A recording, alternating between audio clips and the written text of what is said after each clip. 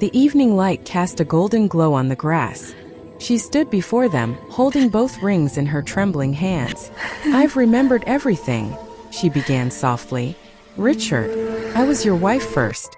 The accident took everything from me, my memory, my name, my past. When Daniel found me, I didn't know I was already married. I didn't even know who I was." Richard's eyes were wet. "You could have come back." "How?" she asked, tears streaming down her cheeks. "I didn't remember you. I thought I was starting life again." Daniel's voice broke. "So, I've been living with another man's wife." Ella shook her head. "No, you were there when I needed someone most. You gave me love when I thought I had no one. I can't undo what happened." She looked at the two rings, one plain gold, one with a tiny diamond, and slipped them into each man's palm. "These rings belong to both of you. But I can't belong to either of you now," Ella said, her voice trembling. "Because I don't even know who I am anymore." The words hung in the air like smoke, painful, real, and irreversible. Richard's jaw tightened as he looked at the ring in his palm, the one he had slipped on her finger 5 years ago with promises of forever.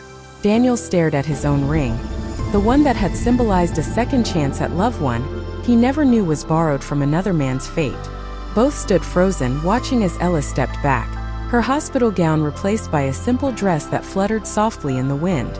"I loved you both," she whispered, tears filling her eyes. "And that's what makes it harder. I don't know which love belongs to me or if any of it still does." She turned and began to walk away. "Ella," Richard's voice broke through the air. "Please, at least tell me where you'll go." She stopped but didn't turn around.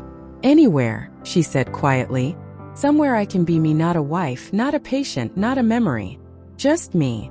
The setting sun bathed the hospital garden in shades of gold and rose.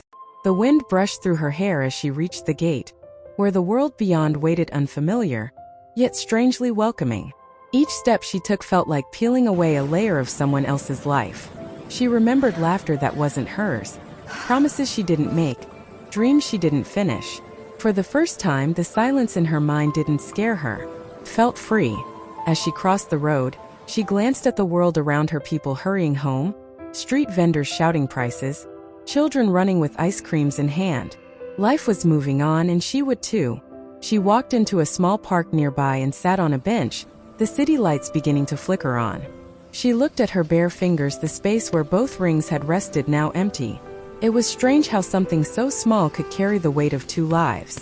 She smiled faintly and whispered to herself, "Maybe losing everything is the only way to find myself." At that moment, she made a quiet promise not to go back to either man, not to her past but to herself. She would start over. I'm starting over again.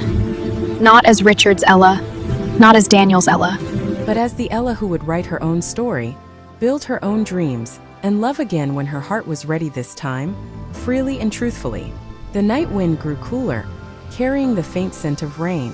She stood, pulling her small hospital bag over her shoulder, and began to walk toward the faint lights of the city. Behind her, two men stood far apart under the same sky, holding two rings that once meant everything. Does this understand? The world doesn't know my story, but I do. As she disappeared into the glowing streets, I'm Ella the bride with two rings and a heart finally set free.